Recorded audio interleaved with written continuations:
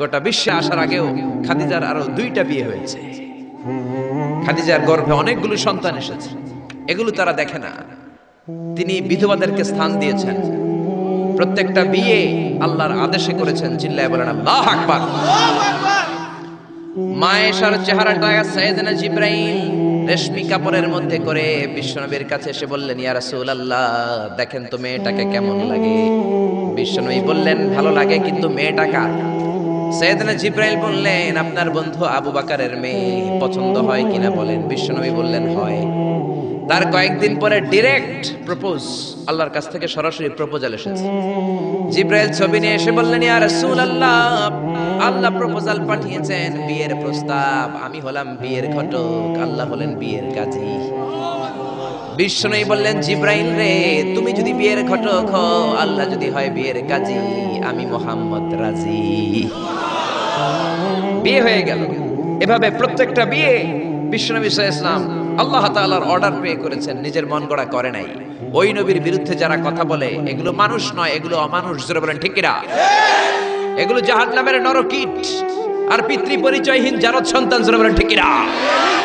এজন্য সরকারের উচিত আইন করে এই ব্লগারদেরকে বাইতুল মুকাররমের স্কয়ারের সামনে জুমার পরে ফাঁসিতে ঝুলিয়ে দেয়া। আমার নবীর বিরুদ্ধে যারা কথা বলবে, তাদের ঠাঁই বাংলার জমিনে হতে পারে না। এজন্য ব্লগার আর নাস্তিকগুলোর বিরুদ্ধে আমাদেরকে এক থাকতে হবে। বিশ্বনবীর গালি দেয়া হবে, মুসলমান ঘরে বসে থাকবে, সে মুমিন নয়, সে মুনাফিক। আসুন আমরা মহাবিশ্বের মহাবিশ্বয় মহাগ্রন্থ আল কোরআন থেকে কথা শুনি, যে কোরআনের মধ্যে কোনো ভুল নাই। আছে? সন্দেহ নাই? আছে? সংশয় নাই? আছে? পৃথিবীর কোনো ধর্মগ্রন্থকে মুখস্থ করা যায় না, কিন্তু কোরআনকে করা যায়। এটা কোরআনের মুআজিজা। কোন ধর্মগ্রন্থ অবিকৃত অবস্থায় নেই।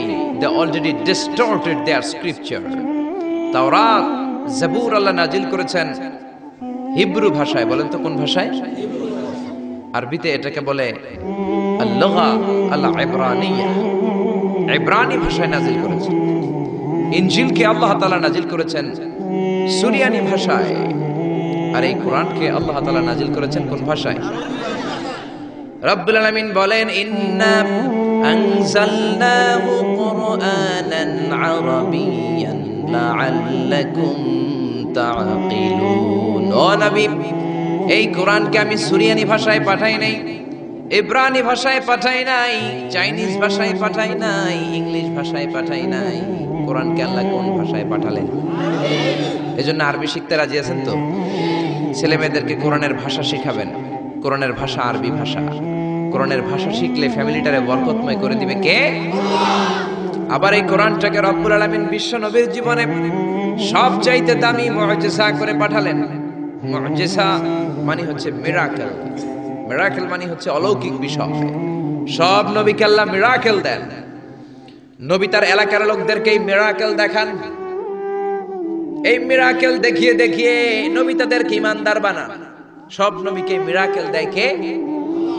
মিরাকেল, আবার মিরাকেল আক্কেল একটা কি যেন আছে, ওইটা না, অলৌকিক বিষয় যেটা নবী দেখান এলাকার মধ্যে।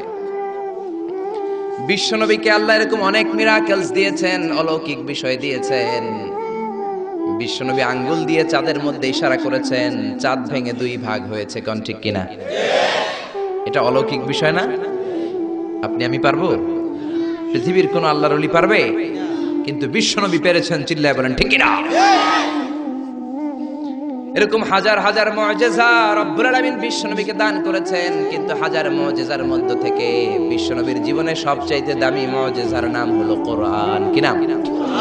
চিল্লায় বলেন কি নাম? এই কোরআন হচ্ছে জীবিত মুআজিজা, a live miracle in the story of last messenger. সব নবীকে এরকম আল্লাহ মিরাকেল দিয়েছেন, অলৌকিক বিষয়। দাউদ আলাইহিস সালামের মিরাকেল মুআজিজা আছে না নাই? ওয়া আলান্না লাহুল হাদীদ।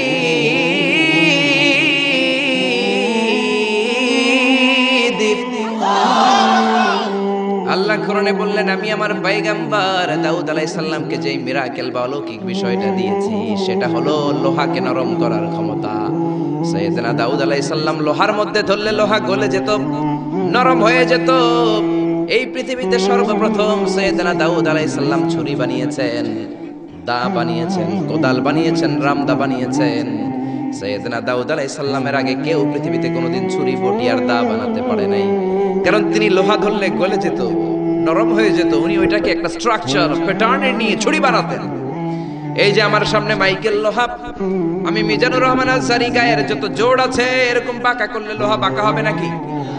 লোহা গলে নরম হবে নাকি? আপনি ধরলে নরম হবে?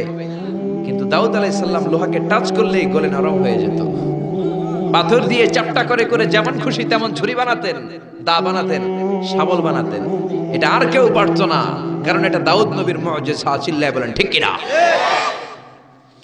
দাউদ আলাইহিস সালাম ইন্তেকাল করলেন, পৃথিবীতে নাই নাকি আছে? দাউদ নবী বেঁচে আছে? উনি নাই, উনি চলে গেলেন। উনি চলে যাওয়ার পর কেউ কি উনার পরে আর লোহাকে এরকম গলাতে পেরেছে নাকি? নরম করতে পেরেছে নাকি? তার মানে দাউদ নবী শেষ, সাথে সাথে দাউদ নবীর মুজিজাও শেষ। জোরে কোন ঠিক কিনা? দাউদ নবী চলে গেলেন, দাউদ নবীর মুজিজাও চলে গেল। জোরে বলেন ঠিক কিনা? এরপরে মুসা আলাইহিস সালামের মুজিজা আছে না নাই? আমা তিলকা বিয়ামিনিকা ইয়া মুসা, ও মুসা তোমার ডান হাতে কি? সাইয়েদনা মুসা আলাইহিস সালাম বললেন হিয়া আসায়া, এটা আমার লাঠি। এই লাঠি ছিল মুসা আলাইহিস সালামের মুজিজা।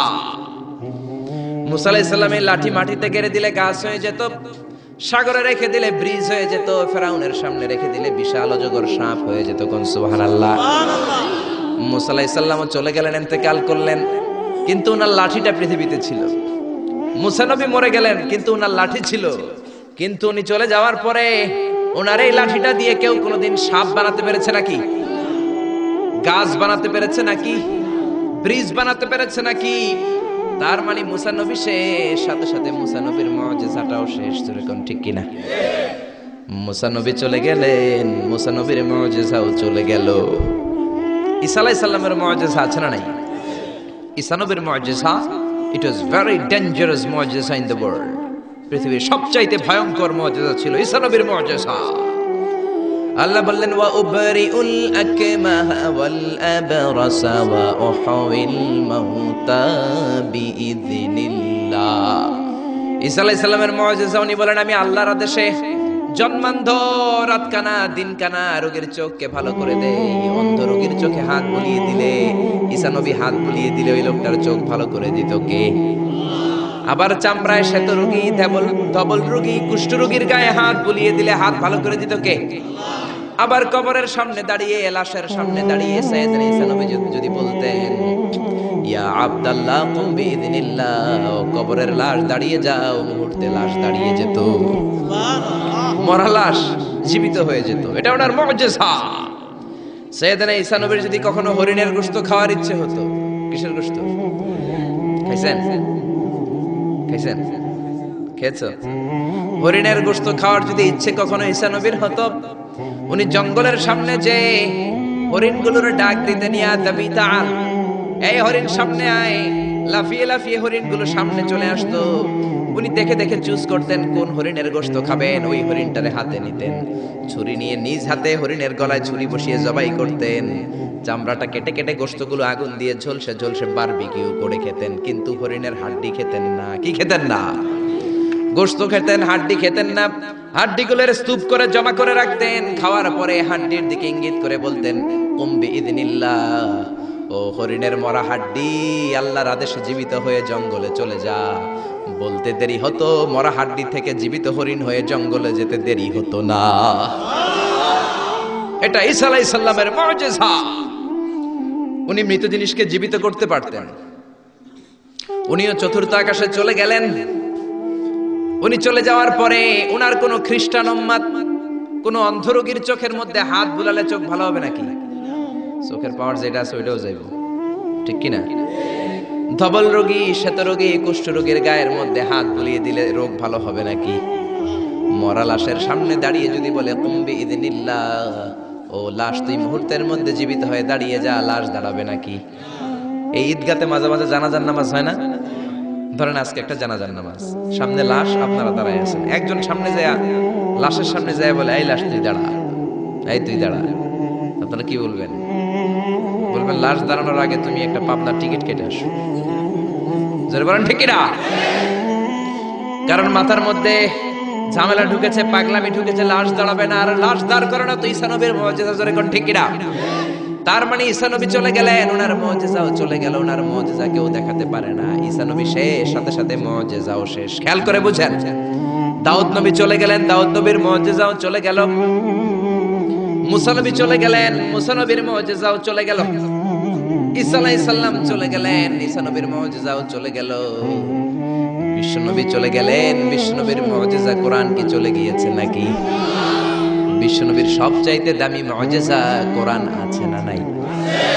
বিশ্বনবী ইন্তেকাল করলেন, বিশ্বনবীর উপর নাজিল হওয়া সবচাইতে দামি মুজিজা কোরআন কি ইন্তেকাল করেছে নাকি? কোরআন ইন্তেকাল করে নাই, কোরআন মরে যায় নাই, কোরআন চলে যায় নাই। Up to the day of judgment, up to the day of resurrection কোরআন থাকবে। কোরআন হেদায়েতের আলো ছড়িয়ে যাবে। চিল্লায় বলেন ঠিক কিনা? এজন্য জীবনের সব অঙ্গনে এই কোরআন মানতে রাজি আছেন তো? কিছু মানবেন, কিছু মানবেন না এমন না তো? তাফসীরুল কোরআনে আসবেন তো? একদল আছে তাফসীরুল কোরআন, এটা ভালো লাগে না। তাফসীরুল কোরআন এই শব্দটাই তাদের ভালো লাগে না। তাফসীরুল কোরআন শুনলেই এদের গায়ে চুলকানি হয়, আছে না নাই? নামাজ রোজার ধারে ধারে না, তাফসীর মাহফিল চোখে শয় না। জোরে কোন ঠিক কিনা? নামাজ রোজার ধারে ধারে না, তাফসীর মাহফিল চোখে শয় না। শুধু খেলে কবু একবার ওই গুনাতি হাতুর ফাঁকি দিলি, ফাঁকি দিলি শুধু জনগণকে। আল্লাহর দরবারে বরখাস্ত খাস্ত হায়, পাপ করিবার হস্ত হস্ত হায়। তাই যদি হয় ব্যস্ত ব্যস্ত, কি করিলি দুনিয়াতে নিজেকে সঠিক বলে।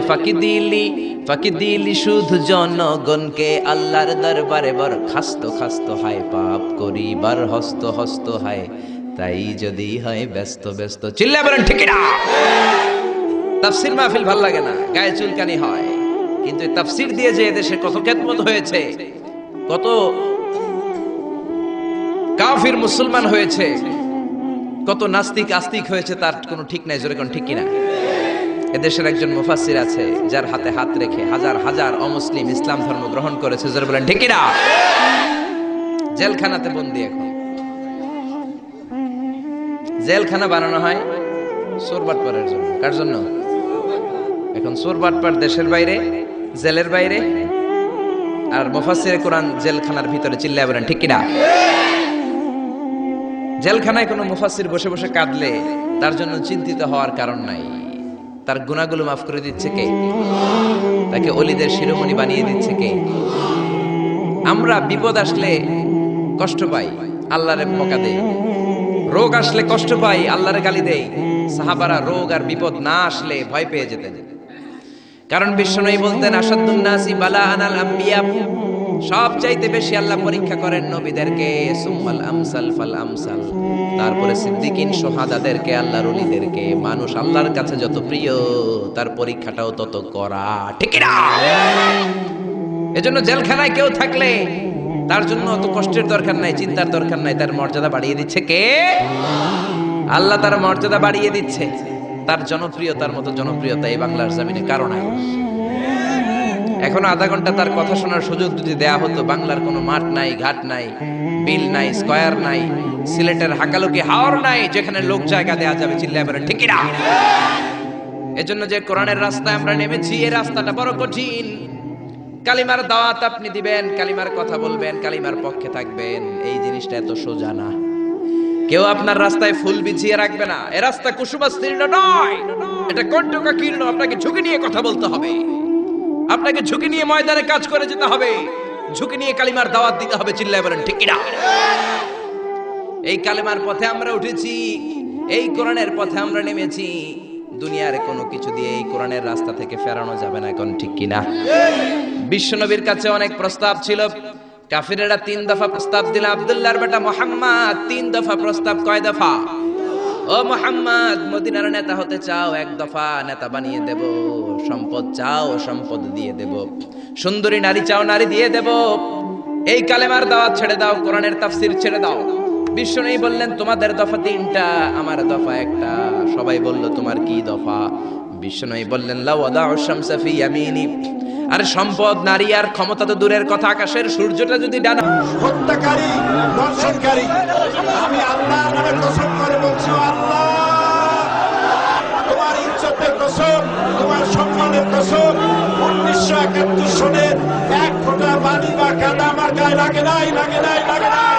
কিন্তু আপনারা তো ওনার কথা শুনে চোখের পানি ছেড়ে দিলেন। আমি কি আপনার জন্য 2 রাকাত নফল নামাজ পড়ে দোয়া করব? নেভার। আমি জাস্ট একটা দোয়া পড়ে ফু দিয়ে দিব। কিন্তু আপনারা তার জন্য নফল নামাজ পড়েও দোয়া করেছেন। আমি কি আপনার জন্য দুইটা রোজা রেখে দোয়া করব? আপনারা তো তার জন্য রোজা রেখেও দোয়া করেছেন।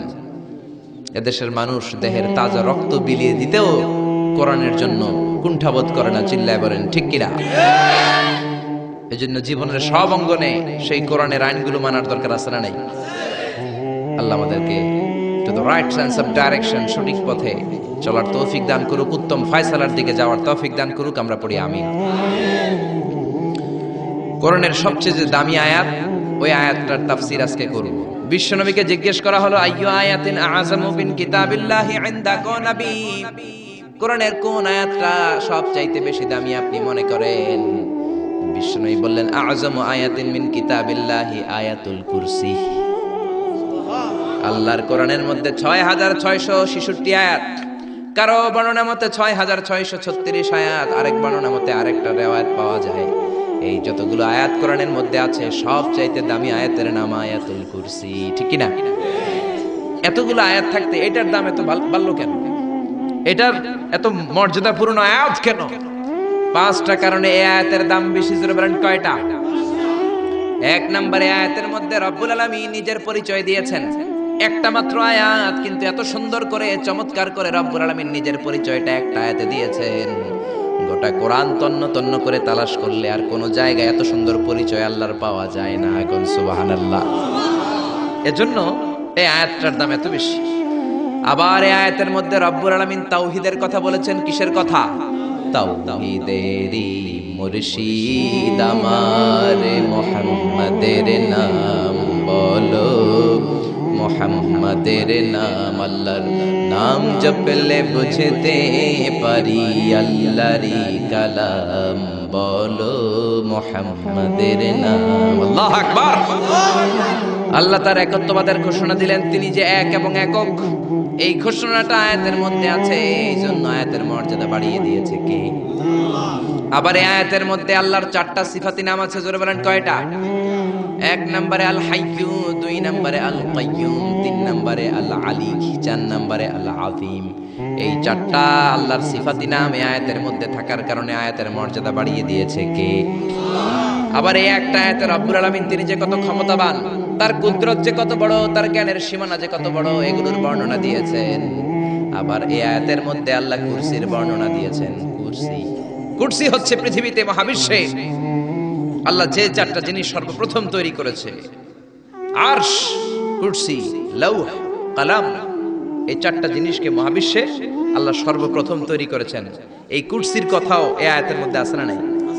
এই কুরসি শব্দটা থেকেই আয়াতের নামকরণ করা হয়েছে আয়াতুল কুরসি। এরপরে বিশ্বনবী আপনাদেরকে বললেন মান কারা আয়াতুল কুরসি দুবুরা কুল্লি সালাতিন মাকতুবাতিন লাম ইয়ামনাহু মিন দুখুলিল জান্নাতি ইল্লাল মাউত। কেউ যদি প্রত্যেক ফরজ নামাজের পরে একবার করে আয়াতুল কুরসি পড়ে, সে জান্নাতে ঢোকার ক্ষেত্রে কোনো বাধা নাই, একটাই বাধা, তার মরণ। লোকটা মরে না, তাই জান্নাতে যায় না, মরলেই জান্নাতি। আল্লাহু আকবার। এইজন্য প্রত্যেক ফরজ নামাজের পরে আয়াতুল কুরসি। বিশ্বনবী তাসবিহ পড়তেন, এগুলো মানুষ জানেই না। বিশ্বনবী সালাম ফিরানোর পরে প্রত্যেক নামাজের পর সাহাবাদের দিকে মুখ ফিরিয়ে বসতেন। কিন্তু আমাদের দেশে শুধু ফজরের নামাজের পর আর আসরের নামাজের পর ইমাম সাহেবরা বসে, ঠিক কিনা? বাকি 3 নামাজে জোহর, মাগরিব, এশার পরে কি বসে? কি করে? সালাম আলাইকুম, সালাম আলাইকুম, আমিন ইয়া রাহমান রাহিম, ঠিক কিনা? তো এত কম সময় কেন আপনার মিয়া? বিশ্বনবী ঘুরে বসে থাকতে পারেন, তাসবিহ পড়তে পারেন, আপনি কোন সলিমুদ্দি, কোন কলিমুদ্দি হয়ে গিয়েছেন। প্রত্যেক নামাজের পরে মুসল্লিদের দিকে ফিরে বসেন। বিশ্বনবী সালাম ফিরানোর পরে আসসালামু আলাইকুম ওয়া রাহমাতুল্লাহ, আসসালামু আলাইকুম ওয়া রাহমাতুল্লাহ, সালাম ফিরানোর পরে আওয়াজ করে বিশ্বনবী বলতেন আল্লাহু আকবার। কি বলতেন? নামাজ শুরু করছেন আল্লাহু আকবার, সালাম ফিরায় শেষ তখন আল্লাহু আকবার। তারপরে 3 বার পড়তেন আস্তাগফিরুল্লাহ আস্তাগফিরুল্লাহ আস্তাগফিরুল্লাহ, তারপরে পড়তেন আস্তাগফিরুল্লাহ আল্লাযী লা ইলাহা ইল্লা হুয়াল হাইয়ুল কাইয়্যুম ওয়া আতুবু ইলাইহি। তারপরে 33 বার সুবহানাল্লাহ, 33 বার আলহামদুলিল্লাহ, 34 বার আল্লাহু আকবার। আসরা নাই, আরেকবার নাই, প্রত্যেকটাই 33 বার শেষ করবে লা ইলাহা ইল্লাল্লাহু ওয়াহদাহু লা শারীকা লাহু লাহুল মুলকু ওয়া লাহুল হামদু ইউহয়ী ওয়া ইউমীতু ওয়া হুয়া আলা কুল্লি শাইইন কাদির। এটা পড়ার পরে বিশ্বনবী আয়াতুল কুরসি পড়তেন। এরপরে পড়তেন আল্লাহুম্মা আনতাস সালাম ওয়া মিনকাস সালাম তাবারাকতা রাব্বানা ইয়া যাল জালালি ওয়াল ইকরাম। এরপরে পড়তেন রাদিতু বিল্লাহি রাব্বা ওয়া বিল ইসলামি দীনা ওয়া বিমুহাম্মাদিন নাবিয়্যা। তারপরে বলতেন আল্লাহুম্মা লা মানি'a লিমা আ'তাইতা ওয়া লা মু'তিয়া লিমা মানা'তা ওয়া লা ইয়ানফা'ু যাল জাদ্দি মিনকাল জাদ। এরপরে পড়তেন আল্লাহুম্মা ইয়া মুকাল্লিবাল কুলুবি সাব্বিত কুলুবানা আলা দীনিক, আল্লাহুম্মা ইয়া মুসাররিফাল কুলুবি সাররিফ কুলুবানা আলা তাআতিক। এরকম কত দোয়া যে বিশ্বনবী পড়তেন। তারপরে যদি আপনার মুনাজাত করতে মনে চায় মুনাজাত করেন, অথবা আপনি যে দোয়াটা করেছেন সেটাই যদি যথেষ্ট মনে করেন ওই দোয়াটাই করেন, সমস্যা নাই। কিন্তু সালাম আলাইকুম আমিন ইয়া আরহামার রাহিমিন এটা করবেন, আর তাসবিহ পড়বেন। রাজি আছেন তো? এই দোয়াগুলো করলে আল্লাহ কবুল করে।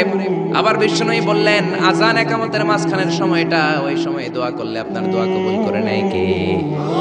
জামাতের 15 মিনিট বাকি, মসজিদে ঢুকেছেন, সুন্নত পরে অনেকে বসে বসে ঘড়ির দিকে তাকায় রয়েছে। তো ঘরে আপনার ঘড়ি নাই, ঘড়ির দিকে তাকিয়ে থাকেন কেন?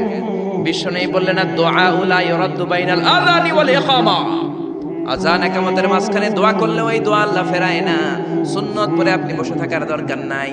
বাজারে যাওয়ার আগে যেমনি লিস্টি করে যান, পটল লাগবে, লাউ লাগবে, মাছ লাগবে, আল্লাহর কাছেও আপনার কি কি চাওয়া লাগবে কাগজের মধ্যে লিস্টি করে নিয়ে যাবেন।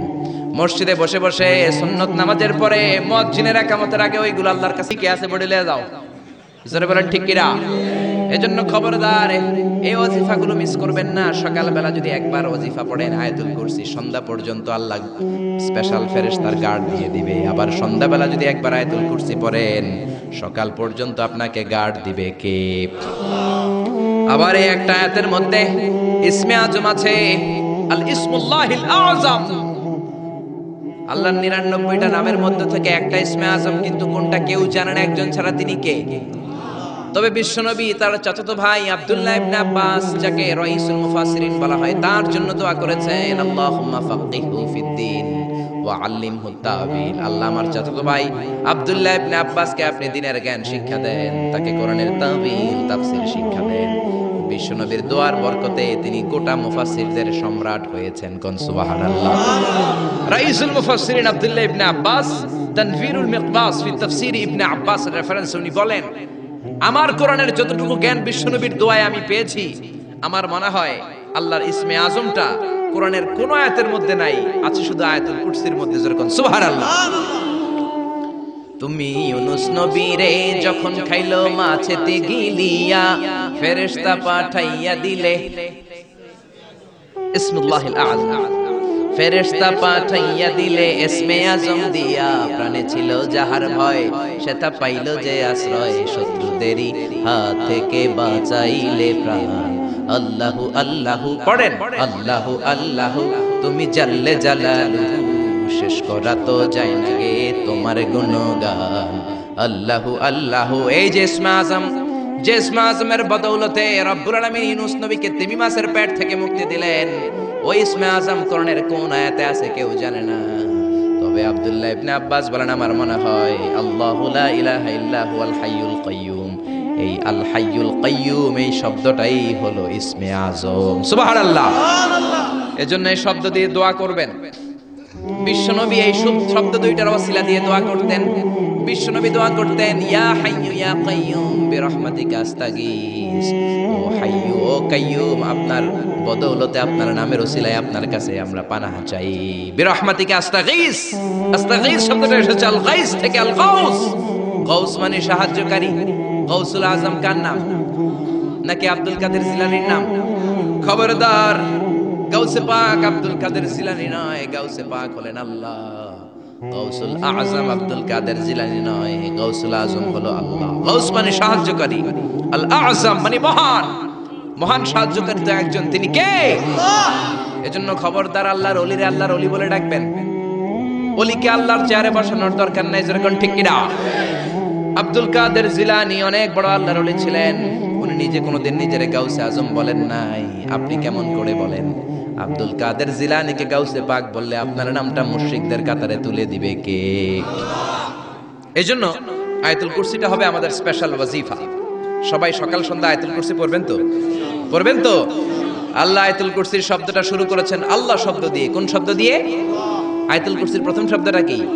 আল্লাহু লা ইলাহা ইল্লা হুয়াল হাইয়ুল কাইয়্যুম। আল্লাহ, এই শব্দটা দিয়ে আয়াতুল কুরসি শুরু। এই আল্লাহ শব্দটা আল্লাহর আসল নাম। কি নাম? জোরে বলেন, কি নাম? এটাকে বলে ইসমুজ জাত। আল্লাহর জাতি নাম, আল্লাহর আসল নাম। আল্লাহ নিজেই আল্লাহর নাম রেখেছেন। আল্লাহর নাম রেখেছে কে? আপনার নাম আল্লাহ রাখেন নাই, আপনার নাম রেখেছে আপনার দাদা, আপনার নাম রেখেছে আপনার কাকা, আমার নাম রেখেছে আমার। হাশারা ফানাদা ফাকালা আনা রাব্বুকুমুল আ'লা। মিশরের সব লোককে জড়ো করে সে বলে নাই আমি আল্লাহ, সে বলেছে আমি তোমাদের বড় রব, আমি তোমাদের বড় খোদা। আসলে খোদা না হুদা? জোরে বলেন, খোদা না হুদা? এই জন্য বেয়াদবটাকে রব্বুল আলামিন সাগরের লোনা পানির মধ্যে ডুবিয়ে ডুবিয়ে মেরেছেন। সাইয়েদনা মুসা আলাইহিস সালামকে মারার জন্য পেছন থেকে হামলা করা হলো। সাইয়েদনা মুসা আলাইহিস সালাম লোহিত সাগরের দিকে দিলেন একটা দৌড়ে, দৌড়াতে দৌড়াতে সামনে লোহিত সাগর। আল্লাহর কাছে চোখের পানি ছেড়ে দিয়ে ডেকে বলেন, আল্লাহ সামনে বিশাল লোহিত সাগর, কেমন করে পার হব? সাঁতার কেটে তো লোহিত সাগর পার হওয়া যায় না। পেছন থেকে ফেরাউনের বাহিনী আমাদেরকে মারার জন্য এসেছে। আল্লাহ বললেন, মুসা দোয়ার দরকার নাই, তোমার লাঠি দিছি কোন কাজের লাগে? লাঠি দিয়েছি ব্রিজ বানাবা, সাপ বানাবা, বড় বড় জিনিস বানাবা। তোমার হাতের লাঠিটা লোহিত সাগরের মধ্যে রেখে দাও, বিশাল রাস্তা আমি এমনিতেই বানিয়ে দেব। সাইয়েদনা মুসা আলাইহিস সালাম লাঠি ফেললেন, লোহিত সাগরের এক মাথা থেকে আরেক মাথা বিশাল রাস্তা। লোহিত সাগর আমি অনেকবার গিয়েছি। Red Sea, its border sea between KSA, the Kingdom of Saudi Arabia, and the Arab Republic of Egypt. মিশর এবং সৌদি আরবের মাঝখানে বর্ডার সাগর, এটা লোহিত সাগর। এটার এই মাথায় দাঁড়ালে ওই মাথায় সৌদি আরব। সুবহানাল্লাহ কইবেন না? জেদ্দা নগরী। এই লোহিত সাগরে ফেরাউন ডুবে মরেছে। অনেকে বলে নীল নদে ডুবে মরেছে, ভুয়া কথা। আমি ফেরাউনের দেশের মানুষ মিয়া, এই তথ্য আমার কাছ থেকে শুনে। আমি ফেরাউনের দেশে ছিলাম 5 বছর। নীল নদের পানি খেয়েছি আমি 5 বছর। সরাসরি নীল নদ থেকে নিয়ে খাই নাই। আবার মিশরের সরকার রিফাইনিং করে, পরিশোধন করে পাইপলাইনের মাধ্যমে গোটা মিশরে ছড়িয়ে দিয়েছে। নীল নদ লম্বায় সবচেয়ে বড়, আড়াআড়িতে বড় নয়। আপনি ভালো সাঁতার জানলে আড়াআড়ি পাশের দিক থেকে আপনি নীল নদকে ক্রস করে ওদিকে চলে যেতে পারবেন। কিন্তু লম্বা এটা ৬,৬৯৫ কিলোমিটার লম্বা, পৃথিবীর সবচেয়ে বড় নদ। এটা জান্নাতের নদ। বিশ্বনবী যখন মেরাজে গেলেন, 2টা নদী সিদরাতুল মুনতাহা থেকে জান্নাতে চলে যায়, আর 2টা নদী জান্নাত থেকে পৃথিবীর দিকে নামে। বিশ্বনবী ডেকে বললেন, জিব্রাইল, যেই 2টা নদী জান্নাত থেকে দুনিয়ায় নামে, নদীটার নাম কি? বিশ্বনবী বললেন, একটা ইরাকের ফোরাত নদী, আর একটা হলো আপনার ভাই মুসার দেশ মিশরের নীল নদী। কোন সুবহানাল্লাহ। ফেরাউন বলল, আমি জীবনে মুসারে আসতে দিব না পৃথিবীতে। আল্লাহ বললেন, তোর ঘরে আমি মুসারে বড় করে ছাড়বো। কোন ঠিক কিনা? মুসলমান মুসা আলাইহিস সালামকে সিন্ধুকে করে এই নীল নদে ভাসিয়ে দিয়েছেন। ফেরাউন এই নীল নদে পড়ে নাই, সে পড়েছে লোহিত সাগরে পড়ে। বিশাল লোহিত সাগরে রাস্তা হয়ে গেল। সাইয়েদনা মুসা আলাইহিস সালাম আল্লাহর শুকরিয়া করে বনি ইসরাইলের মুমিন বান্দাদেরকে নিয়ে, তার কর্মীদেরকে নিয়ে, তার অনুসারীদেরকে নিয়ে, তার সদস্যদেরকে নিয়ে রওনা হলেন। দৌড়াতে দৌড়াতে লোহিত সাগরের এই মাথা থেকে ওই মাথা চলে গেলেন। ফেরাউন ইন দ্য মিন টাইমে চলে এসেছে তার বাহিনী নিয়ে। এসে দেখে মাশাআল্লাহ এত সুন্দর রাস্তা, বিশাল ব্রিজ, চমৎকার শক্ত ব্রিজ। বাঁশ টাস দেওয়া হয় নাই, যে ব্রিজের ভিতরে দেওয়া হয়েছে শক্ত রড। এই ব্রিজ দেখে তো মহা খুশি, মনে হয় যেন ওর বাবার টাকায় ব্রিজ বানানো হয়েছে। সে অর্ডার করলো, march on the bridge, march on my soldiers on the bridge and try to reach মুসাস।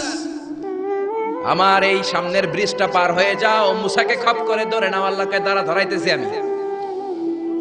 ফেরাউনের অর্ডার শুনে সেনাবাহিনীরা লেফট রাইট করে মার্চ করতে শুরু করলো। যেতে যেতে ব্রিজের এই মাথা থেকে ফেরাউন সহ সৈনিকেরা যেতে যেতে ব্রিজের মাঝ বরাবর যখন চলে এসেছে, আল্লাহ মুসারে ডেকে বললেন, ও মুসা, অ্যাকশন নেবার মনে চায় কিনা? মুসা নেই বললেন, মনে চায়। অনেক জ্বালাইছে বেয়াদবটা আমারে, ঘুমাইতে দেয় নাই, খাইতে দেয় নাই, খালি হামলা চালায়। এখনো এরকম মুসলমানদের ঘরে ঘরে হামলা আছে না নাই? ঘরে ঘুমাতে পারে না, নিজ এলাকায় থাকতে পারে না, অন্য থানায় চলে যায়, অন্য গ্রামে চলে যায়, রাতের ঘুম নাই, আত্মীয় স্বজনের সাথে দেখা নাই। দুনিয়ার বুকে কষ্ট করে যাও, জান্নাতের দরজা আল্লাহ তোমাদের জন্য খুলে রেখেছে। আল্লাহ বললেন, অ্যাকশন নিবার মন চায় কিনা মুসা? মুসা বললেন, অবশ্যই। আল্লাহ বললেন, অ্যাকশন নিতে চাইলে আর দেরি করা যাবে না, লাঠিটা তোলো। সুবহানাল্লাহ কইবেন না? মুসা আলাইহিস সালাম লাঠি তুললেন। লাঠি তোলার সাথে সাথে লোহিত সাগরের এই মাথা থেকে ওই মাথার বিশাল ব্রিজ, পুরো ব্রিজটাইকে ভ্যানিশ করে দিল কে? উদাও, কোনো ব্রিজ নাই, শূন্যের মধ্যে সবগুলো থপাস থপাস করে পানিতে পড়তে শুরু করেছে। ও মিয়া, লোহিত সাগর এটা বাংলাদেশের পদ্মা যমুনার মতো হবে মনে হয়? তাহলে মেঘনা নদীর মতো, ব্রহ্মপুত্র, কপোতাক্ষ নদ, বিশাল বড় সাগর, কোন কুল কিনারা পায় না। আবার মেঘনা নদীর মতো হলে মিঠা পানির পানি গিলে গিলে খাওয়া যেত। সাগরের পানি কি মিঠা পানি নাকি লোনা পানি?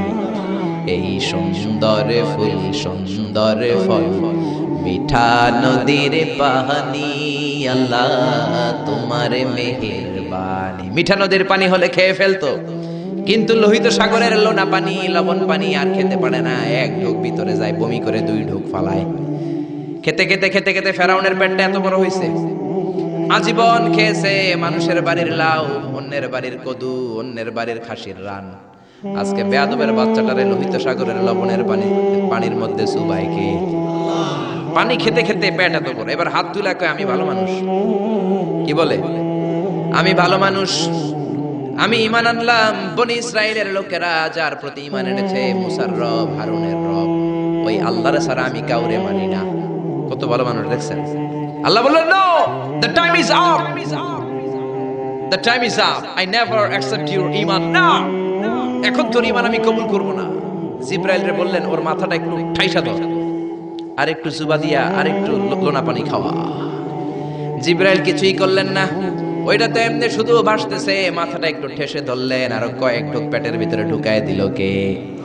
আল্লাহ বললেন, ফালইয়াউমা নুনাজ্জিকা বিবাদানিকা লিতাকুনা লিমান খালফাকা আয়া। ও ফেরাউন, তুই মরে গেলি, কিন্তু তোর লাশকে আমি মারবো না। তোর লাশটা গলবে না, পচবে না, কোনো কীট পতঙ্গ তোরে খাবে না, কোনো তিমি মাছ তোর দেহের মধ্যে তার জিহ্বা লাগাবে না। কিয়ামত পর্যন্ত তোর চাচাতো ভাই, খালাতো ভাইদের জন্য তোর দেহটারে আমি সুটকি বানিয়ে রাখলাম। আজও ফেরাউনের লাশটা রয়ে গিয়েছে। আমি নিজ চোখে ফেরাউনের লাশ দেখেছি। মিশরের রাজধানী কায়রোর তাহরির স্কয়ারে তাদের যে মিউজিয়াম, ন্যাশনাল মিউজিয়ামের রয়্যাল মমিস চেম্বারে, আমরা তো আজহারের ছাত্র, ফ্রিতে ঢুকতাম, ফ্রি ঢুকছি, ফ্রি লাশ দেখেছি। পুরো দেহটাকে ব্যান্ডেজ করে রাখা হয়েছে। ফেরাউনের চারদিক দিয়ে আমি ঘুরলাম, এমনি রয়েছে এমনি। আমি কই, ফেরাউন চাচা কেমন আছো? কোনো কথা নাই। আমি বললাম, আমাদের লিডার মুসারে তুমি কম জ্বালাও নাই, গ্লাসের মধ্যে তুমি আটকানো। যদি তুমি গ্লাসের ভিতরে না থাকতা, তোমার ঠ্যাং হাত একটাও থাকতো না। কোন ঠিক কিনা? ফেরাউনরে যদি আপনারা পাইতেন এই কসবা এলাকায়, ব্রাহ্মণবাড়িয়ায়, কি করতেন? আপনাকেও যাওয়া লাগবে না। আমাকে কোনো মাহফিলের মহিলা প্যান্ডেলের পাশ দিয়ে যাইতে পারলি হইব, বেডিরা ধইরা একেবারে সাইজ করে দিবে। জোরে বলেন ঠিক কিনা? গোটা বিশ্বের মানুষের ঘৃণা, লানত তার উপর। ওই ফেরাউনের মতো এখনো যারা আছে, তারা চলে গেল, তাদের প্রতি এরকম ঘৃণা থাকবে। চিল্লায় বলেন ঠিক কিনা? ফেরাউন চলে গিয়েছে, নমরুদ চলে গিয়েছে, কিন্তু ফেরাউনের চেলারা আছে না নাই? নমরুদের চেলারা আছে না নাই? যুগে যুগে ফেরাউন থাকবে, নমরুদ থাকবে, আর তাদের বিরুদ্ধে আপনাদেরকে মুসা আর ইব্রাহিমের ভূমিকা পালন করতে হবে। চিল্লায় বলেন ঠিক কিনা? এই পৃথিবীটা থাকার জায়গা নয়। ফেরাউন তার জলজান্ত প্রমাণ। অনেকক্ষণ আমি তাকিয়ে রইলাম জাহান্নামের এই নরকিটটার দিকে। শুটকি মানুষ, একটা মানুষ মরে যাওয়ার পরে মাছ যেমনি আমরা শুটকি বানাই, ফেরাউনকে কিয়ামত পর্যন্ত শুটকির মতো বানিয়ে দিয়েছে কে? পৃথিবীতে কেউ তো স্থায়ী হয় না, হোক না সে ফেরাউন কি বানামরুদ। কেউ হবে চিরদিন রয় না, কেউ হবে চিরকাল রয় না। জোরে বলেন ঠিক কিনা? এজন্য আল্লাহ বললেন, গোলাম আমারে চিনে নাও, আমার আসল নামটা দিয়ে আমি আয়াতুল কুরসি শুরু করেছি, আল্লাহু লা ইলাহা ইল্লা হুয়াল হাইয়ুল কাইয়্যুম। এটা দিলে থাকে কি? কোরআনের পাতায় পাতায় লিল্লাহ দিয়ে আল্লাহর পরিচয় দিয়েছেন, জোরে বলেন ঠিক কি না? লিল্লাহি মা ফিস সামাওয়াতি ওয়া মা ফিল আরদি ওয়া হুয়া আলা কুল্লি শাইইন কাদির। এবার লিল্লাহ শব্দের লামটা যদি আপনি ছুরি দিয়ে কেটে দেন থাকে লাহু। লাহু দিয়ে কোরআনে আল্লাহর পরিচয় আছে না নাই? লাহুল মুলকু ওয়া লাহুল হামদু ওয়া হুয়া আলা কুল্লি শাইইন কাদির। এবার লাহুর লাম যদি কেটে দেন থাকবে হু। হু দিয়ে মনে আল্লাহর পরিচয় নাই? আছে না নাই? পড়েন সবাই, হু আল্লাহুল্লাযী লা ইলাহা ইল্লা হু আলিমুল গায়বি ওয়াশ শাহাদাতি হুয়ার রহমানুর রহিম। চিল্লায় পড়েন আল্লাহু আকবার। আমার আল্লাহ আমাদের সব চাইতে কাছের, জোরে বলেন ঠিক কিনা? আল্লাহ বললেন ওয়া নাহানু আকরাবু ইলাইহি মিন হাবলিল ওয়ারিদ।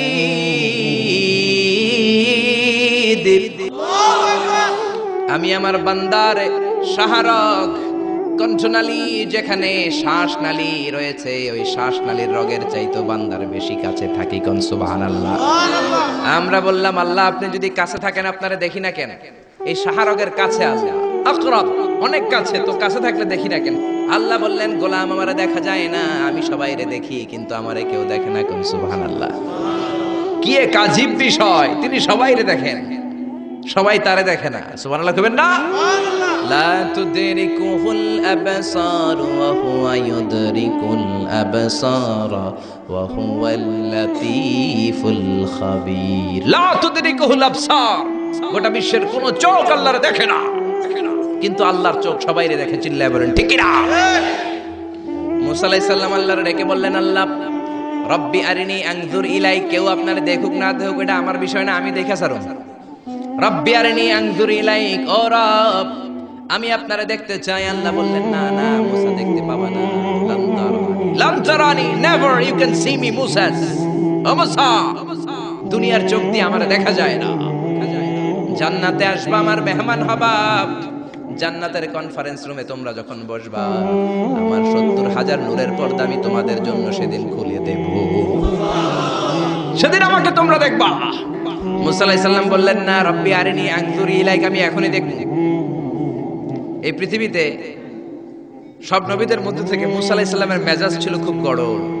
উনি রেগে গেলে, এই মিয়া সাইদটা গেলে মাথার চুলগুলা টুপি পাগড়ি ভেদ করে উপর দিয়ে এরকম খাড়া হয়ে দাঁড়ায় যেত। মুসা আলাইহিস সালাম বললেন রব্বি আরিনি আনজুর ইলাইক, ও আল্লাহ আমি আপনারে দেখতে চাই। আল্লাহ বললেন না মুসা আমারে দেখা যাবে। আল্লাহ বললেন দেখা যাবে না, মুসাকে আমি দেখেই ছাড়ব। আল্লাহ বলল না না, আল্লাহ বলে নো, মুসা বলে ইয়েস। আল্লাহ বলে নো, মুসা বলে ইয়েস। আল্লাহ কি বলে? মুসা কি বলে? আল্লাহ বলল নো, মুসা কয় ইয়েস। ভেজাল আছে না নাই? আল্লাহ বললেন মুসা ৩ বার নো বললাম, তুমি ৩ বার ইয়েস বললা, তুমি তো ভেজাল লাগাই দিলা মুসা। মুসা আলাইহিস সালাম বললেন ভেজাল টেজাল বুঝি না, আপনারে আমি দেই খাই সারুম। কারণ মুসা আলাইহিস সালাম আল্লাহর আওয়াজ শুনতেন। আপনি কি আল্লাহর আওয়াজ শুনেন? তো আপনার দেখার বাসনা কেমন আর মুসা আলাইহিস সালামের দেখার বাসনা কেমন তো একরকম নয়। উনি তো আল্লাহর আওয়াজটা শুনতেন। ওয়া কাল্লামাল্লাহু মুসা তাকলিমা, without any media, without any via, আল্লাহ সরাসরি মুসার সাথে কথা বলতেন। জোরে করে আল্লাহু আকবার। উনি প্রতিদিন আল্লাহর সাউন্ডটা শুনেন। আল্লাহর সাউন্ড এত সুন্দর, না জানি আল্লাহ দেখতে কত সুন্দর। এই চিন্তা মুসা আলাইহিস সালামের মধ্যে আছে না নাই? এজন্য মুসা আলাইহিস সালাম ৩ বার বললেন ইয়েস ইয়েস ইয়েস। আল্লাহ আমি দেখেই ছাড়বো। আল্লাহ কয় নো নো নো। বেজার লাগছে না? আল্লাহ বললেন মুসা কোন নবী এমন আবদার করে নাই এটা উঠতে। ১২০ জনের একটা কাফেলা নিয়ে আমি উঠেছিলাম, কাঁধে ব্যাগ। কত কষ্ট যে হয়েছে, পাহাড় কেটে কেটে সরকার রাস্তা বানিয়ে রেখেছে। দিনের বেলা ওঠা যায় না, ওঠা শুরু করতে হবে রাত ১২টা ১টায়। উঠতে উঠতে আপনি রাত ৪টার দিকে পৌঁছবেন। আবার ফজরের আজান দেয়া মাত্রই নামাজ পড়ে ব্যাক করবেন। You have to return back. ওখানে পৃথিবীর প্রাচীন একটা খ্রিস্টানদের গির্জা আছে, সেন্ট ক্যাথারিনা গির্জা। ওইখানে একটা গাছ আছে, যে গাছের ভেতর থেকে মুসা আলাইহিস সালাম আল্লাহর আলো দেখেছিলেন। ওই গাছটা আজও আছে। খ্রিস্টান, ইহুদি, মুসলমান 3 ধর্মের লোকদের জন্য এটা তীর্থস্থান, সবাই যায়। ওই গাছের গোড়া দিয়ে প্রতি বছর নতুন গাছ গজায়। খ্রিস্টানরা ওইখানে মনের কথা লিখে, গার্লফ্রেন্ডের নাম লিখে দিয়ে আসে কাগজে, যাতে দেশে আসলে গার্লফ্রেন্ডের সাথে বিয়ে হয়ে যায়। ওই গাছে লাগাই দিলে আপনার গাছ কিছু করতে পারবে না। সুতা লাগালে সুতা আপনারা কিছু করতে পারবে না মিয়া, করতে পারে একজন, তিনি কে? চূড়ায় উঠলাম ফজরের সময়। এত কষ্ট হয়েছে এই তুর পাহাড়ের চূড়ায় উঠতে, অসম্ভব কষ্ট। বাংলাদেশের পাহাড়গুলো মাটির পাহাড়। আপনি বান্দরবানের চিম্বুক পাহাড়ে যান, আমি উঠেছি চিম্বুকের চূড়ায়, সেনাবাহিনীর মিলিটারি ক্যাম্প আছে ওখানে। 3টার দিকেও চমৎকার বাতাস, সমস্যা নাই, কারণ পাথরটা মাটির পাথর, মাটির পাহাড়। পাহাড়টা কিসের পাহাড়? আর আরব বিশ্বের পাহাড়গুলো পাথরের পাহাড়। ওই পাথরের কন্টাকে যদি সানশাইন লাগে, সূর্যের আলো লাগে, 2 ঘন্টার মধ্যে মরুভূমির মতো গরম হয়ে যায়, আর থাকা যায় না। আমরা নেমে আসলাম ফজরের নামাজ পড়ে। আল্লাহ বললেন, মুসা ঠিক আছে, বায়না যখন ধরেছো, আমার নূর দেখতে চাও, তাড়াতাড়ি তুর পাহাড়ের উপরে উঠে যাও। আগামীকাল তুর পাহাড়ের উপরে তুমি এতটার সময় আসবা, আমি আমার নূরের তাজাল্লি তুর পাহাড়ে দিয়ে দেব। যদি তুর পাহাড় টিকতে পারে তুমি দেখবা। মুসা আলাইহিস সালাম তো খুশিতে বাকবাকুম। এতদিন আল্লাহর আওয়াজ শুনতাম, এখন আল্লাহরে দেখবো, নূর দেখা যাবে। পরের দিন ওযু করে গোসল করে সাইয়েদনা মুসা আলাইহিস সালাম দৌড়াতে দৌড়াতে টাইমের আগেই হাজির। টাইমের আগেই যে তুর পাহাড়ের উপরে হাজির। আল্লাহ বললেন, মুসা এত আগে আসলা কেন? মুসাকে আমার তো আর সয় না, কোন সুবহানাল্লাহ। আল্লাহ বললেন, আমার সব কাজ টাইমলি হয়। সময় যখন হলো, শেষবারের মতো আল্লাহ মুসা আলাইহিস সালামরে জিজ্ঞেস করলেন, মুসা তুমি কি আসলেই আমার নূর দেখতে চাও কিনা? কারণ খেলাটা সাধারণ কোনো খেলা নয়, এটা বিপিএল এর খেলা নয়, আইপিএল এর নয়, এটা মুসার সাথে বিশ্ব গভর্নমেন্টের খেলা, ঠিক না? খেলার মাঝখানে যে যদি বলে আমি খেলবো না, তাহলে কিন্তু হবে না রে মুসা। আমার নূরের তাজাল্লি আমার আরশের উপর থেকে দুনিয়াতে পড়বে, খেলাটা বড় ডেঞ্জারাস খেলা, ঠিক কি না? মুসা আলাইহিস সালাম বললেন, ব্যাপার না, ব্যাপার না, আমি রাজি। সবচেয়ে শক্তিশালী নবী ছিলেন মুসা আলাইহিস সালাম। ফেরাউনের এক বাবুর্চিরে থাপ্পড় মেরে দুনিয়া থেকে বিদায় করে দিয়েছে। নিহত করার জন্য মারে নাই। ফেরাউনের বাবুর্চি মিশরে নতুন একজন টুরিস্ট এসেছিল, ভিজিটর, তার সাথে মারামারি লাগাইল। মুসা আলাইহিস সালাম দেখলেন ফেরাউনের বাবুর্চি মন্ত্রীর ভাইগনা, মন্ত্রীর চেয়েও বেশি দাপট, কোন ঠিক কিনা? ফেরাউনের বাবুর্চি জোর জুলুম খাটায় ওই নতুন আগন্তুকরে মারা শুরু করেছে। মুসা আলাইহিস সালাম সহ্য করেন নাই। মুসা আলাইহিস সালাম যে কোনো কথা নাই, 40 কেজি ওজনের এক থাপ্পড়ে বাবুর্চি শেষ। সবাই কয় এটা ফেরাউনের বাবুর্চি, ফেরাউন তোমারে মেরে ফেলবে, দেও দৌড়। মুসাও দিছে দৌড়। এক দৌড়ে দৌড়াতে দৌড়াতে দৌড়াতে মিশরের বর্ডার শেষ করে। নবীর মেয়েরা আমাদের মেয়েদের মতো নয়, তারা বিশাল পর্দা করে গুনগুনিয়ে কাঁদে। সাইয়েদনা মুসা আলাইহিস সালাম বলল, কাঁদো কেন? মেয়ে দুইটা বলে, তুমি জিগাও কেন? তোমার জানার দরকার কি মিয়া, তোমার রাস্তায় তুমি হাঁটো। বিশ্বনবী এটাই বলতেন তার বিবিদেরকে। সাহাবারা কোনোদিন যদি ঘরে আসে, আমি না থাকলে মিষ্টি মিষ্টি কথা বলো না, কর্কশ গলায় বলে দাও নবী ঘরে নাই। কারণ আপনি ঘরে নাই, আপনি বাসায় নাই, আপনার মোবাইলে ফোন আসলো, আপনার বিবি যদি মিষ্টি মিষ্টি আলাপ শুরু করে দেয়, আপনার অফিসের বস আপনারে চায়, ফোন দিয়েছে, ভাবি ধরে যদি মিষ্টি মিষ্টি আলাপ করে, ভেজাল আছে না নাই? এজন্য খবরদার মহিলারা কোনো অপরিচিত লোকের ফোনের মধ্যে বড় কথা বলবেন না। কাকে ফোন দিয়েছেন? স্বামীকে, বাসায় নাই, কাট কাট। জোরে বলেন ঠিক কি না? কাকে ফোন দিয়েছেন? আব্বাকে, আব্বা বাসায় নাই, কেটে দেন। মিষ্টি মিষ্টি আলাপের দরকার নাই। আপনি কেমন আছেন, কোথায় বসে আছেন, কি করেন, কোন কলেজে পড়েন, এটা তোর দরকার কি বেটা? ঠিক কিনা বলেন? শোয়েব আলাইহিস সালামের 2 মেয়ে সোজা কথা বললেন, আপনার দরকার কি, আপনার পথে আপনি হাঁটেন। মুসা আলাইহিস সালাম ভাবলেন, এই মেয়েটা নিশ্চয়ই মেয়েগুলো এলাকার হবে, নতুন এলাকায় এসেছে, এলাকা চিনি না। মেয়ে দুইটারে যদি জিজ্ঞেস করে রাস্তাঘাট চিনা যায়, তৃষ্ণায় গলা ফেটে যায়, আমি কি করব বুঝতেছি না।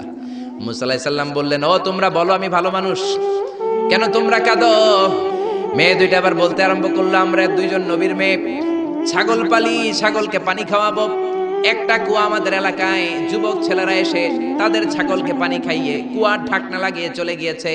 এই কুয়ার ঢাকনাটা উঠাতে 10 জন পুরুষের দরকার হয়, যেটা 10 জন পুরুষ পারে না। তোমার মতো সলিমুদ্দির দিয়ে তো হবে না, তোমার মতো সলিমুদ্দির দিয়ে তো এই কাম হবে না। যেই কুয়াটা উঠাতে, কুয়ার ঢাকনা উঠাতে কয়জন লাগে? তো তোমারে বলে লাভ কি? মুসা আলাইহিস সালাম বললেন, তাই নাকি?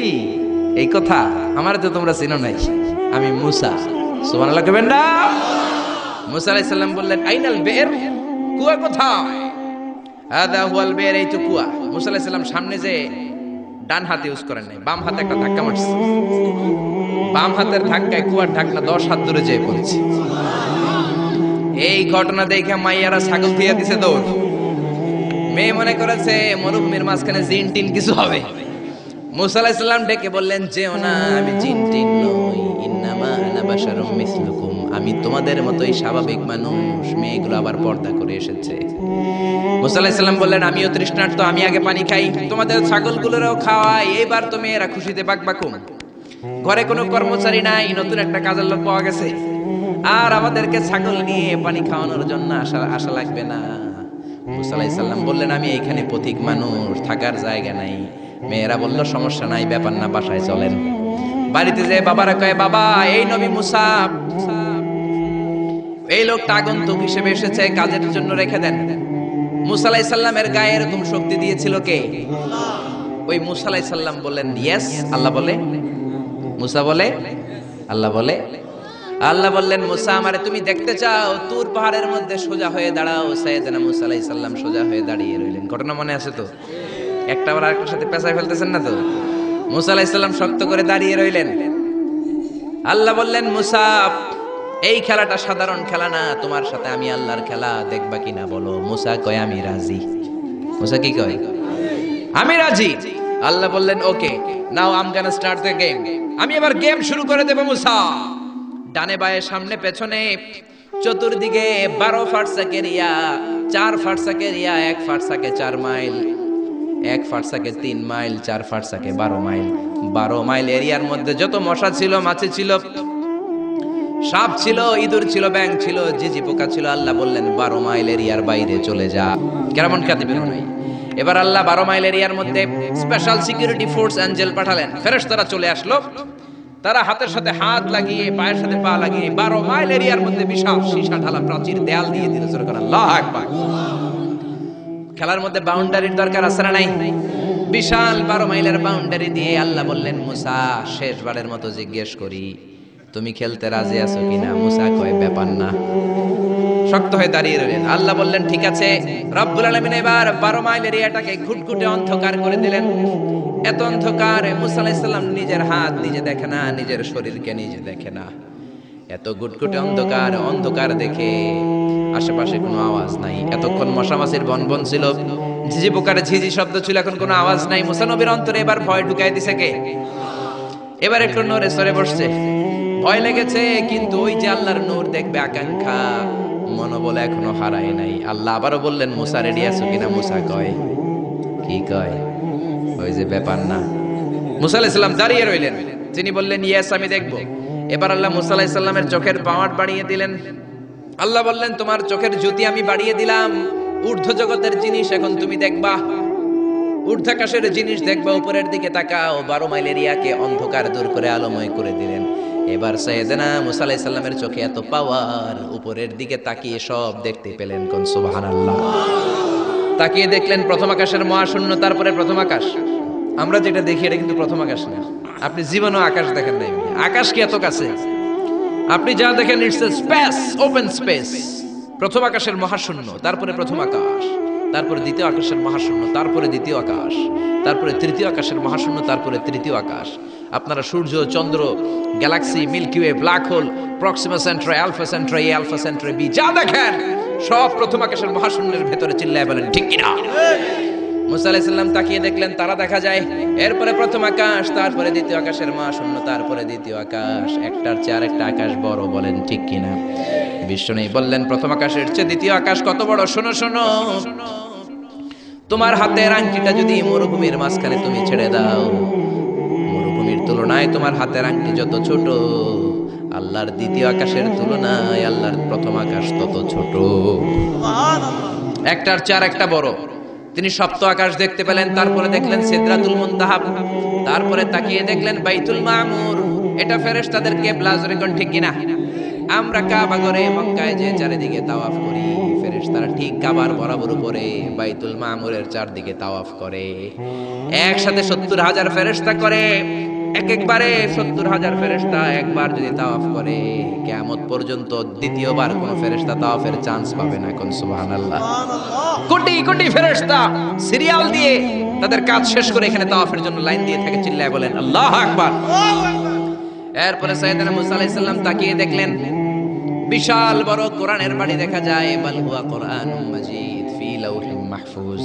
লাউহে মাহফুজ দেখতে পেলেন। এরপরে তাকিয়ে দেখেন আল্লাহর কুরসি দেখা যায়।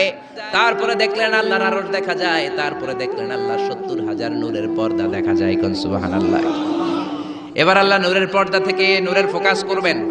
সবচেয়ে ছোট পর্দা হলো প্রথম পর্দাটা। রব্বুল আলামিন বললেন, মুসা তুমি শেষবারের লাস্ট ডেস্টিনেশনে, শেষ স্টেশনে চলে এসেছো। এবার যদি তুমি আমার নূর দেখতে চাও দেখাবো, তুমি দেখতে না চাইলে খেলা বন্ধ করে দিব। দেখতে চাও কিনা? মুসা বলে আমি দেখতে চাই। রব্বুল আলামিন মুসার কথা শুনে এবার নূরের পর্দা থেকে নূরের ফোকাস দিবেন। কতটুকু দিবেন? মুফাসসির হয়রান হয়ে গিয়েছেন। ব্যাখ্যায় কি বলবেন? কেউ কেউ বলেছেন মিসলা উন্মুলাতিল খুলাইকা, মুহূর্তের মধ্যে বিশাল সিলসিলাত তুরে সাইরা আল্লাহর নূরের তাজাল্লিতে জ্বলে পুড়ে মেসাকার হয়ে যায়। মুসা আলাইহিস সালাম কি আর দেখবেন? এটা 1 সেকেন্ডও না। 1 সেকেন্ডের 1000 ভাগ করলে 1 মাইক্রোসেকেন্ড, 1 মাইক্রোসেকেন্ডকে 1000 ভাগ করলে 1 ন্যানোসেকেন্ড। 1 ন্যানোসেকেন্ডের জন্য নূরের ঝলক মেরেছেন। ওই নূরের ঝলকে দূর পাহাড় জ্বলে যায়। সাইয়েদনা মুসা আলাইহিস সালাম বেহুশ হয়ে পাহাড়ের উপরে পড়ে যায়। কোন সুবহানাল্লাহ। হুশ ফেরার পরে হাত জোর করে আল্লাহর কাছে ক্ষমা চায়, মাবুদ রে আর জীবনে বায়না ধরবো না, আর জীবনে বলবো না আমি তোমারে দেখতে চাই। জনমের স্বাদ মিটে গেছে, কিছুই দেখতে পারে নাই। এক তাজাল্লিতে বেহুশ হয়ে পড়ে গিয়েছে। চিৎকার করে পড়েন না আল্লাহু আকবার। সে আল্লাহ বলছেন লা তুদরিকুহুল আবসার ওয়া হুয়া ইউদরিকুল আবসার ওয়া হুয়াল লাতীফুল খাবীর। আয়াতুল কুরসি শুরু হয়েছে কোন শব্দ দিয়ে? আল্লাহ শব্দ দিয়ে। আল্লাহ বললেন আল্লাহু লা ইলাহা ইল্লাহু, তিনি ছাড়া কোনো ইলাহ নাই। ইলাহ একজন, মাবুদ একজন, চাইতে হবে তার কাছে। জোরে বলেন ঠিক কিনা? এজন্য খাজা বাবার কাছে নয়, দয়াল বাবার কাছে নয়, পাগলা বাবার কাছে নয়, ল্যাংটা বাবার কাছে নয়, চাইতে হবে কার কাছে? আল্লাহর কাছে চাইবেন। গণকের কাছেও না, জ্যোতিষ বাবার কাছেও না। জোরে কোন ঠিক কিনা? অনেকে জ্যোতিষের কাছে চায়, আসলে নাই। রাশিফল দেখে উল্টা পাল্টা বলে। আপনি আপনার বন্ধুরে নিয়ে গেলেন, বললেন জ্যোতিষ বাবা আমার কোন রাশি, আমার বন্ধুর কোন রাশি? জ্যোতিষ বাবা বলবে তোর ভাল্লুক রাশি, তোর বন্ধুর উল্লুক রাশি। এটার ভাল্লুক রাশি, ওইটার আন্দাজে কথা বলে। এজন্য এদের কাছে চাওয়া যাবে না, চাইতে হবে একজনের কাছে। তিনি কে? তার মানে আয়াতুল কুরসির শুরুতে আল্লাহ তাওহীদের ফোকাস দিলেন। তাওহীদ আপনার জীবনের সবচাইতে দামি জিনিস। তাওহীদ শেষ, আপনি শেষ। তাওহীদের বিপরীত হচ্ছে শিরক। তাওহীদের বিপরীত কি? এই শিরক। এটা ক্যান্সারের চেয়ে ভয়ঙ্কর। ক্যান্সার এত মারাত্মক নয়, শিরক যতটা মারাত্মক। ক্যান্সারের অ্যানসার আছে, শিরকের অ্যানসার নাই। ক্যান্সারের অ্যানসার পাওয়া যায়, শিরকের অ্যানসার পাওয়া যায় না। ঠিক কিনা? ইন্নাল্লাহা লা ইয়াগফিরু আন ইউশরাকা বিহি, আল্লাহ শিরক ছাড়া সব গুনাহকে ক্ষমা করে দিতে পারেন। শিরকের গুনাহ আল্লাহ কখনো ক্ষমা করেন না। কোন ঠিক কিনা? আবার হাদিসে কুদসিতে আল্লাহ বললেন, গোলাম কিয়ামতের দিন পাহাড় পরিমাণ গুনাহ নিয়ে এসেছো, জমিন পরিমাণ গুনাহ নিয়ে এসেছো। ওই গুনার মধ্যে যদি শিরকের গুনাহ না থাকে, আমি পাহাড় পরিমাণ ক্ষমা নিয়ে তোমার দরবারে হাজির হয়ে যাব। এজন্য শিরক করা যাবে না। জোরে বলেন ঠিক কিনা? আল্লাহ বললেন আল্লাহু লা ইলাহা ইল্লাহু, তিনি ছাড়া কোনো ইলাহ নাই। আল হাইয়ুল কাইয়ুম, তিনি হলেন শাশ্বত চিরঞ্জীব। আল হাই মানে দাইমুল হায়াত, দাইমুল বাকা, আজীবন তিনি থাকবেন, তিনি কোনদিন শেষ হবেন না। তিনি হলেন আল হাই। আল হাই মানে দাইমুল বাকা, আজীবন তিনি বেঁচে থাকবেন।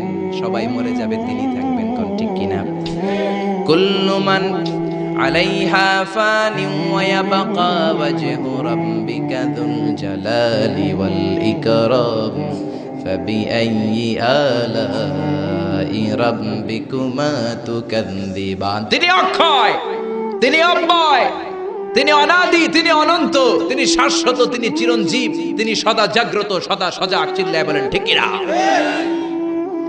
আজীবন তিনি বাঁচবেন, তিনি মরবেন না। এজন্য বলা হয় আল বাকাউ লিল্লাহ। আমাদের দেশে মানুষ মারা গেলে হু হু করে কাঁদা শুরু করে দেয়।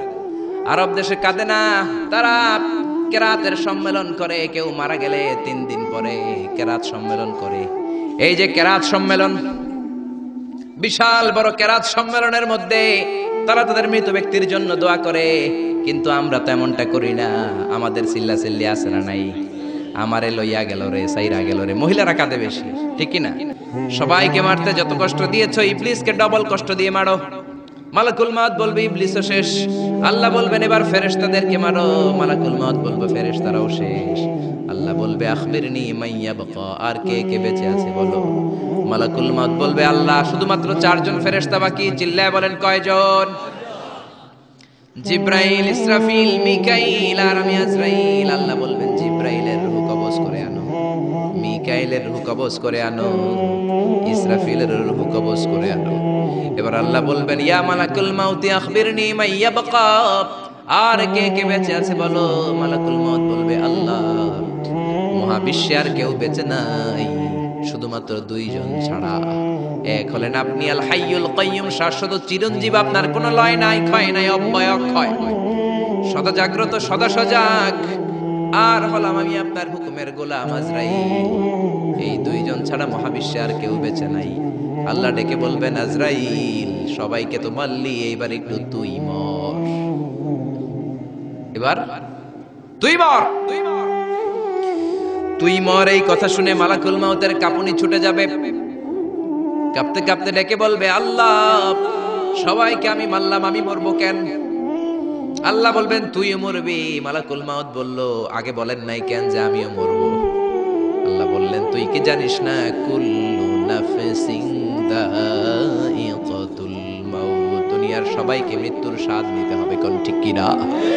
এজন্য ঘর ঘর কইরেন না মিয়া, এই দামি ঘর আপনার সাথে যাবে না। সুন্দর জামা পরে রইলেন, এটা দুনিয়ার জন্য, কবরে কিন্তু যাবে না।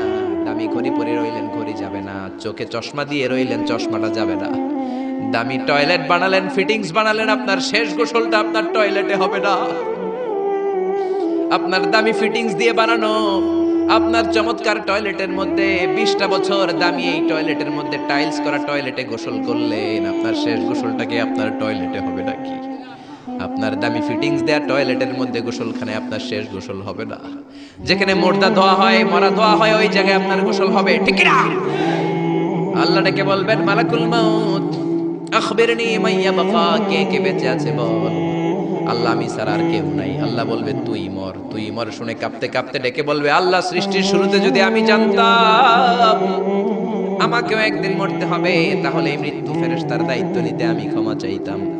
আমি বলতাম আমার ভাই জিব্রাইল রে আপনি মালাকুল মউত বানিয়ে দেন, আমাকে আপনি জিব্রাইলের ওহী বন্টনের দায়িত্ব দেন, কিংবা ইসরাফিলের দায়িত্ব, সিংহায় ফুৎকার দায়িত্বটা আপনি আমারে দেন। ইসরাফিল রে মালাকুল মউত বানিয়ে দেন, কিংবা আপনি মিকাইলের বৃষ্টি বন্টন করার দায়িত্বটা আমারে দিয়ে দেন, মিকাইলকে আপনি আজরাইল বানিয়ে দেন। আল্লাহ বলবেন কথা নাই। জান্নাত জাহান্নামের মাঝ বরাবর যে দাঁড়া, জান্নাত জাহান্নামের মাঝ বরাবর যে একটা জায়গা আছে, জায়গাটার নাম হলো আরাফ। ওইখানে কাঁপতে কাঁপতে কাঁপতে দাঁড়াবে। আল্লাহ বলবেন মালাকুল মউত কথা বলে আর কেঁপে লাভ নাই, মরতে তোমাকে হবেই। মুত ইয়া মালাকুল মউত, মর, মরে যা। এক ধমক দেওয়ার সাথে সাথে চিৎকার মেরে মালাকুল মউত জান্নাত জাহান্নামের মাঝখানে বিকট একটা চিৎকার মেরে বেহুশ হয়ে ওইখানেই মরে যাবে। বিশ্বনবী বলেন মালাকুল মউতের চিৎকার এত ভয়ঙ্কর হবে সেদিন, ওই চিৎকারের আওয়াজ যদি দুনিয়ার মানুষেরা শুনতো, কিয়ামতের জন্য আলাদা করে ইসরাফিলের সিংহার কোনো দরকার হতো না। ওই মালাকুল মউতের চিৎকার শুনলে, ওই আওয়াজে, চিৎকারের আওয়াজে দুনিয়ার সব মানুষগুলো কানের পর্দা ফেটে লাশ হয়ে তখনই মরে যেত। এবার ডানেও কেউ নাই, বাঁয়েও কেউ নাই, সামনেও কেউ নাই, পেছনেও কেউ নাই, উপরেও কেউ নাই, নিচেও কেউ নাই, একজন ছাড়া। চিৎকার করে বলেন তিনি কে? আল্লাহ এবার ডেকে বলবেন লিমানিল মুলকুল ইয়াউম, লিমানিল মুলকুল ইয়াউম, who belongs the kingdom today. আজকে ক্ষমতা কার? এই যে ক্ষমতার বাড়াবাড়ি, এই যে ক্ষমতার অপব্যবহার, এই যে ক্ষমতা দিয়ে জুলুম করা, আজকে ক্ষমতা কার? আল্লাহ নিজেই বলবেন লিমানিল মুলকুল ইয়াউমা লিল্লাহিল ওয়াহিদিল কাহ্হার। ক্ষমতা কারোর জন্য নয়, একজনের ছাড়া তিনি কে? এজন্য আল্লাহ বললেন আল্লাহু লা ইলাহা ইল্লা হুয়াল হাইয়ুল কাইয়্যুম। তিনি হলেন আল হাই, সব মরে যাবে, একজন ছাড়া তিনি কে? তিনি হলেন আল কাইয়্যুম। কাইয়্যুম মানে যে নিজেই স্বপ্রতিষ্ঠিত। আপনি কি স্বপ্রতিষ্ঠিত? আপনি জন্মের পরে আপনার মা আপনারে ধরে, আপনার নানি আপনার পেশাব পরিষ্কার করে, আপনার জ্বর ওঠে আপনার টিকা দেয়া লাগে, আপনার পায়খানা পেশাব আবার একজন পরিষ্কার করে দেয়, আপনারে বুকের দুধ মা খাওয়ায়, মুখে তুলে খাবার খাওয়াতে হয়। 3-4 বছর আগে আপনি তো হাঁটাই শিখেন না, জোরে কোন ঠিক কিনা? তারপরে বিপদে পড়লে আমরা চাই একজনের কাছে, তিনি কে? কিন্তু আল্লাহ কি কারো কাছে চায় নাকি? গোটা বিশ্বের মানুষ তাদের প্রয়োজন পূরণের জন্য আল্লাহর কাছে ঠেকা। আমার আল্লাহ কারো কাছে ঠেকা নাকি? এজন্য তিনি আল কাইয়্যুম, তার কোনো চাহিদা নাই, তিনি কারো কাছে চান না, গোটা বিশ্ব তার কাছে চায়। চিল্লায় বলেন ঠিক না? আমাদের চাহিদার কোনো শেষ নাই, আমরা সবাই ফকিন্নি। আমরা কি দেখছেন? ফকিন্নি কইতে ভালো লাগে না নিজের? আরে আমি সবচেয়ে বড় ফকিন্নি মিয়া। আমি ফকিন্নি, আমার বাপ ফকিন্নি, আমার দাদা ফকিন্নি, আমার মা ফকিন্নি, আমার 14 গোষ্ঠী ফকিন্নি। আল্লাহ বললেন ইয়া আইয়ুহান নাসু আনতুমুল ফুকারাউ ইলাল্লাহ। ও দুনিয়ার মানুষ, তোরা সব ফকিন্নি। আনতুমুল ফুকারা ইলাল্লাহ, তোরা ফকির মিসকিন। ওয়াল্লাহু হুয়াল গনিয়ুল হামিদ, ধনী হলো একজন, তিনি হলেন আমার আল্লাহ। জোরে কোন ঠিক কিনা? এই দুনিয়ার মানুষের যত বেশি তার চাহিদাও তত বেশি। দেখবেন যার পা নাই, এর কি কোন ল্যাংড়া, খুঁড়িয়ে খুঁড়িয়ে হাঁটে, তার চাহিদা আল্লাহ আমার যদি 2টা পা থাকতো আমি ওই মানুষগুলোর মতো হেঁটে হেঁটে যেতে পারতাম। যেই লোকটা সুন্দরভাবে হেঁটে হেঁটে যেতে পারে সে বলে আল্লাহ আমার যদি ওই লোকের মতো সাইকেল থাকতো আমার হাঁটা লাগতো না, আমি সাইকেল চড়ে যেতাম। যার সাইকেল আছে তারও চাহিদা, সে বলে আল্লাহ ওই যে সুন্দর হুন্ডা চালিয়ে